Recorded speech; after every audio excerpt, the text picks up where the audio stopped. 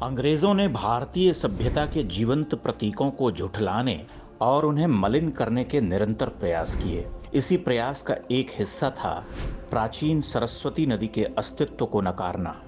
अंग्रेजों ने कहा कि सरस्वती नदी कभी बहती ही नहीं थी, वह एक मनगढ़ंत कथा है। लेकिन आपको यह जानना चाहिए कि सरस्वती नदी का वैदिक काल में कितना सम्मान था। वेद में सरस्वती को नदी तमा कहा गया है, यानी नदियों में श्रेष्ठ। वह नदी इतनी विराट थी कि कई स्थानों पर उसके पाट 6 से 8 किलोमीटर तक चौड़े थे। वैदिक कवि सरस्वती को अम्बाओं में श्रेष्ठ और देवियों में सबसे बड़ी देवी कहता है। अम्बितमे नदीतमे देवीतमे सरस्वती अप्रशस्ता इव स्मसि प्रशस्ति नस्कृधे है। यह सरस्वती नदी शिवालिक से निकलकर पश्चिम भारत में बहती हुई अरब सागर में जाकर मिलती थी।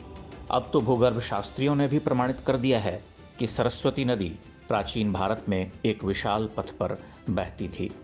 आप ध्यान दीजिए कि वामपंथी और अंग्रेज क्या शिक्षा देते आ रहे हैं। उनके लिए राम और कृष्ण काल्पनिक हैं, रामायण और महाभारत मिथक।